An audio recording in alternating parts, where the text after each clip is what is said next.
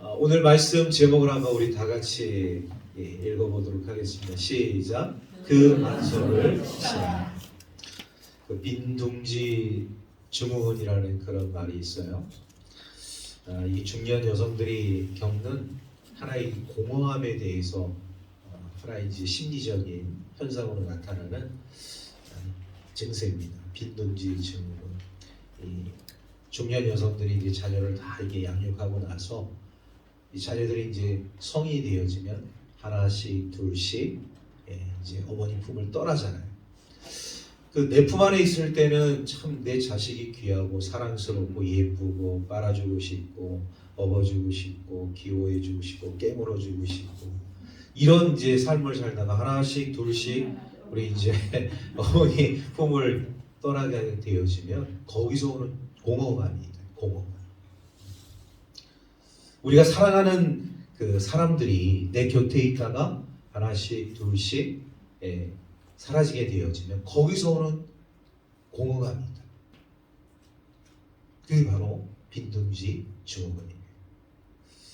자, 이런 허탈한 그런 마음들이 우리 그리스도인들의 마음 속에 계속 있어야 될까요? 아니면 잠깐 왔다가 빨리 사라져야 될까요?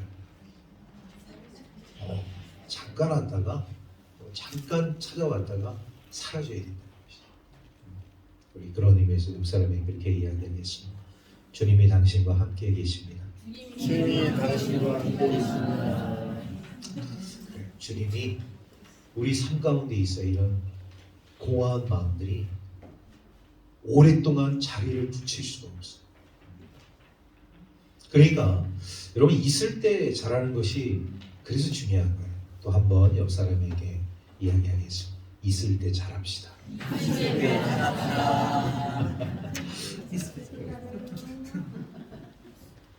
가고 나서 잘하는 거는 의미가 없어요. 떠나고 나서 잘하는 것은 아무 의미가 없어요. 있을 때 잘하는. 자, 이스라엘 백성들의 그 삶 가운데도 이런 공허한 마음이 어느 순간 찾아왔습니다. 자, 어느 순간 찾아왔느냐?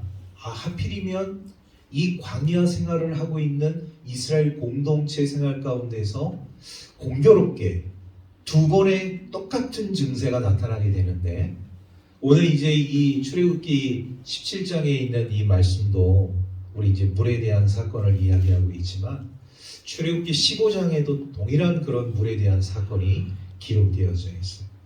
물이 없음으로 인해서 이스라엘 백성들에게 찾아오는 공허감이 있었어요. 여러분 물이 없으면 목마르잖아요. 우리가 목마를 때 물을 마셔야지만이 갈증이 해결이 되잖아요.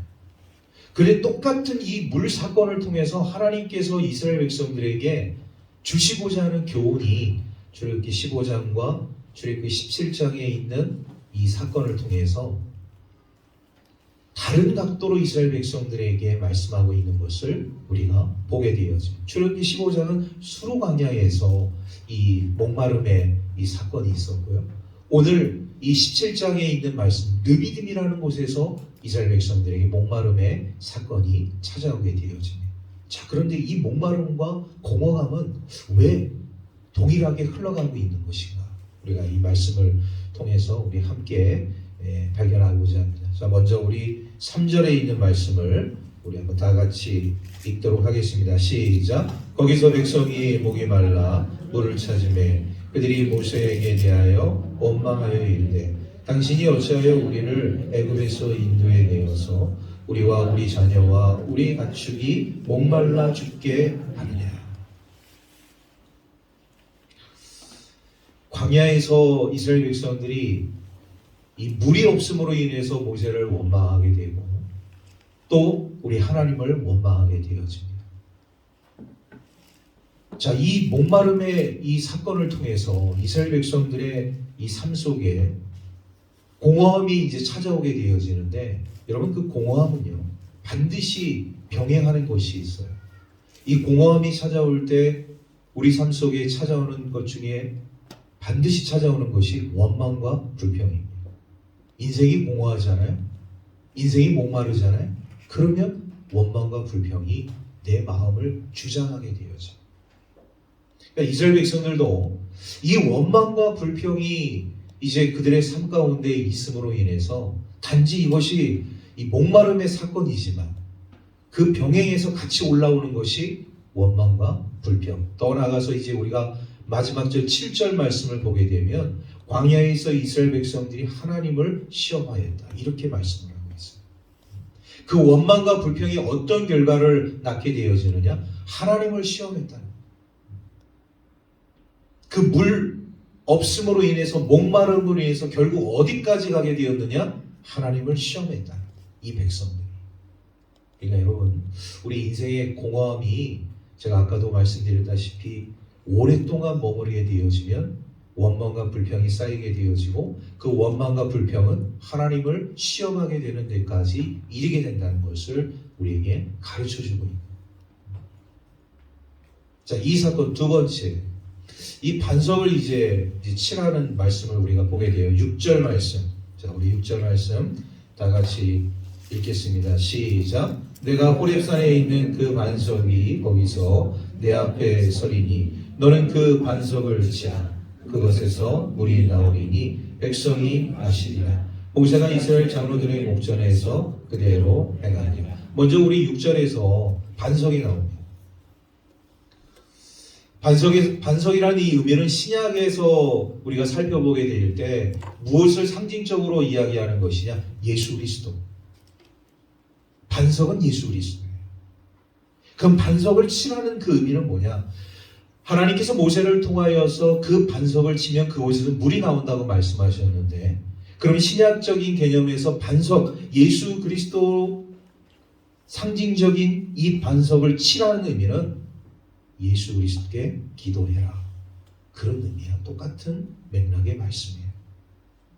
반석을 치니까 하나님이 말씀하신 대로 물이 솟구쳐 올라왔습니다. 반석 대신 예수 그리스도께 우리가 기도하고 간구하고 나아가게 되어지면 우리 인생의 문제가 해결이 되어져요. 그런데 우리가 이 쉽게 접근할 수 있는 우리 삶의 이 문제를 우리가 쉽게 접근하지 못하는 경우들이 너무나도 비일비재하게 많이 있다. 반석 대신 예수 그리스도, 우리 삶의 문제와 인생의 문제를 해결해 주실 수 있는, 우리 인생의 목마름과 갈증을 해결해 주실 수 있는 예수 그리스도께 우리의 삶을 드리면서 간구하면서 기도하면서 나아가게 되어지면 내가 지금까지 가지고 있었던 이런 인생의 문제를 잘 풀어나갈 수 있는데, 이렇게 접근해서 풀어나가면 되는데, 오늘 우리 그리스도인들의 가운데서 이 문제에 대해서 접근도가 떨어지게 되는 모습을 우리가 보게 되었습니다. 왜 예수님께 나아가서 우리의 문제를 우리가 드리지 못할까? 고백하지 못할까? 왜 기도하지 못할까? 이런 것들을 이제 생각하게 되어질 때 인위적인 것들이 우리의 삶 가운데 찾아오는 것임을 우리가 깨닫게 되어집니다. 인위적인 것은 뭐냐? 우리 하나님의 방법이 아닌, 예수 그리스도께 간구하고 기도하는 방법이 아닌 사람이 가지고 있는 해결 방법, 이런 인위적인 방법들을 우리가 찾는 거예요. 그러니까 우리 인생의 문제가 풀릴 것 같은데 안 풀려요. 잘 될 것 같은데 안 되는 거예요.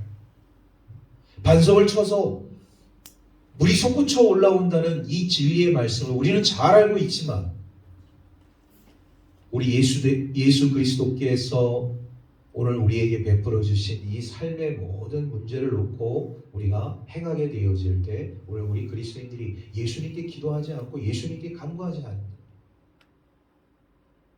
사도 바울이 빌립보 교우들에게 그런 고백을 했죠. 아무것도 염려하지 말고 감사함으로 너희 구할 것을 하나님께 아뢰라. 지각에 뛰어나신 하나님의 평강이 너희 생각과 마음을 지키시리라. 빌립보 교우들에게 사도 바울이 주신 말씀이에요. 아무것도 염려하지 말고 지각에 뛰어나신 우리 하나님께 감사함으로 감사합니다. 여러분, 우리 문제의 이 접근도를 우리가 너무 어렵게 할 때가 많이 있습니다. 그러나 우리 하나님은요, 절대로 우리 하나님의 자녀들에게 주시는 이런 어떤 일종의 테스트, 시험을 어렵게 내지 않아요. 우리 고3 수험생들에게 내는 그런 이 수능 시험 문제처럼 어렵게 비비꼬아서 내지 않습니다. 아주 단순 명료한 것들을 오늘 우리들에게 제시하는데 우리가 그것을 오히려 비비꼬죠. 하나님이 주신 그것을 우리가 제대로 이해하지 못하고 분별하지 못하고 우리 스스로가 그거를 막 비비꼬아요. 이것이 이렇게 저렇게 돼서 저렇게 되는구나. 하나님 방법은 그게 아닙니다. 여러분, 오늘 우리들의 삶 가운데서 하나님께서 나를 테스트하신다 생각하면 단순하게 생각하십니다. 단순하게 주님께 그 문제를 놓고 기도하십니다. 어떤 상황에서도 어떤 문제에서도. 그런데 우리가 우리의 생각을 가지고 이 하나님이 주시는 이런 문제들을 시험들을 비비꼬기 시작하면 잘 풀리지 않는 그런 모습들을 우리가 발견하게 됩니다. 반석을 치라.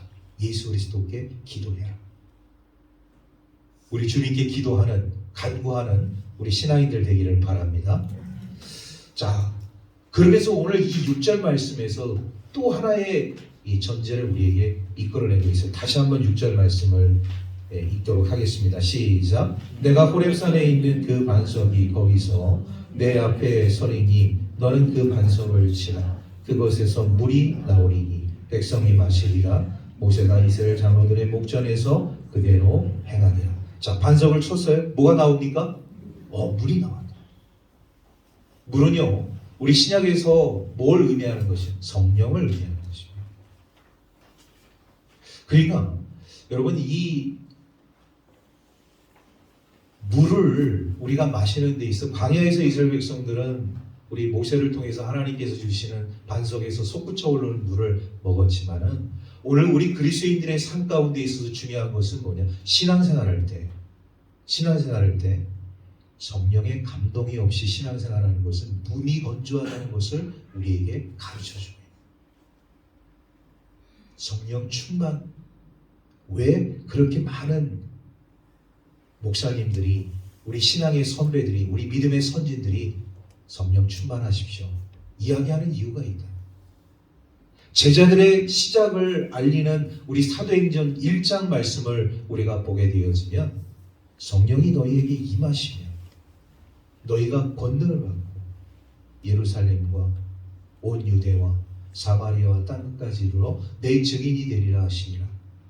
성령이 너희에게 임하시면 그 전까지 제자들의 삶은 비굴하고 예수님 십자가에 못 박혀 죽으시니까 자신들도 위협감을 느끼고 마가의 다락방에 다 몸을 숨겼잖아요.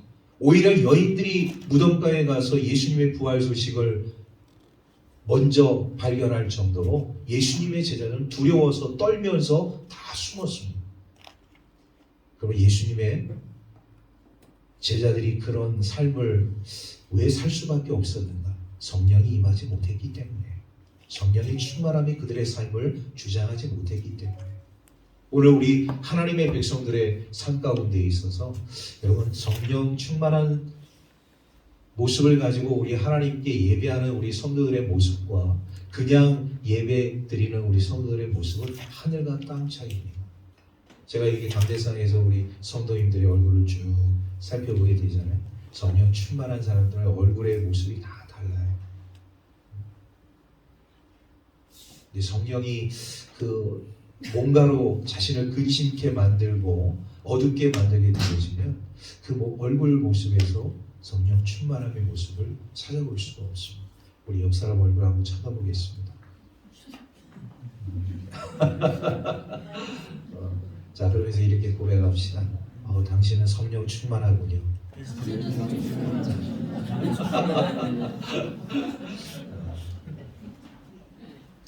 우리 성령 충만한 우리 그리스도인들의 모습은 얼굴이 밝아요. 우리 이창주 장로님 요 근래 이제 건강 검진을 하셨는데 눈이 밝아졌다고 하시더라고요. 옛날 시력보다 더 좋아지셨대요. 성령이 우리 안에 계시면 여러분, 눈이 밝아지는 것뿐만 아니라 삶이 밝아질 줄로 믿습니다. 네. 그러니까 오늘 이 반석에서 나온 물을 이스라엘 백성들이 이제 먹게 되어지는데, 진정한 이 물은 우리 주님 성령님으로부터 전해지는 우리들의 은혜의 삶이라는 것을 우리가 깨닫게 되어져요. 그래서 우리 하나님의 사람들 항상 그래서 성령 충만함으로 하나님께 찬양하고 기도하고 예배하고 우리 믿음 안에서 교제하고 말씀 듣고 다른 교회 우리 목사님들이 우리 해안중앙교회 이렇게 찬양 예배 이렇게 뭐 헌신 예배나 이렇게 다 놀래셔요. 왜 놀랬느냐? 첫 번째는 이 정도 규모의 교회에서 오후 찬양 예배 인원이 너무 많다는 거예요. 한결같이 이렇게 말씀, 한결같이. 우리보다 사이즈가 큰 교회 목사님도 뭐 동일한 숫자에 있는 목사님도 오후 찬양 예배에 성도님들이 이렇게 많이 모여서 예배를 드립니까? 이렇게 얘기할 정도. 그러니까 여러분 오전 예배만 드리고 나서 그냥 뭐 사라듯이 사라지는 성도님들이 너무 많다는 거예요. 근데 우리 해안중앙교회 성도님들은 오전 예배도 그렇고 찬양 예배도 그렇고 그 이유들을 우리 목사님들이 많이 궁금해하셔요. 제가 그랬습니다. 우리 성도님들은 다 성령 충만하십니다. 우리 목사님에게 다시 그렇게 얘기해요. 성령 충만하신 분.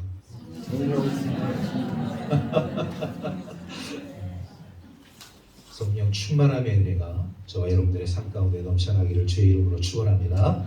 기도하겠습니다. 하나님 감사합니다. 오늘도 강물 같은 주님의 은혜가 오전 예배를 통하여서 찬양 예배까지 흘러갈 수 있도록 인도하여 주신 은혜 감사를 드립니다. 하나님, 우리의 진정한 반석이 되시는 예수 그리스도, 우리 삶의 모든 문제, 근심거리, 염려거리 다 주님 앞에 내려놓는 우리 그리스도인들의 삶이 되게 하여 주옵소서. 때로는 힘들고 어려울 때가 있습니다. 그 현실 앞에서 우리가 원망과 불평에 이런 어리석은 삶을 살지 아니하고 그런 현실 속에서 우리 주님을 바라보며 주님께 더 가까이 나아갈 수 있는 하나님의 자녀들 되게 하여 주옵소서. 반드시 우리 하나님은 그 문제를 통하여서 우리에게 말씀하시고 또 문제를 풀어가는 과정 속에서 우리 하나님은 우리와 동행하시는 줄로 믿습니다. 끝까지 주님과 함께하는 삶을 통하여 주님께 영광 돌리는 주의 백성들의 삶이 되게 하여 주옵소서. 감사드리며 우리 구주 예수 그리스도의 이름으로 기도하옵나이다. 아멘.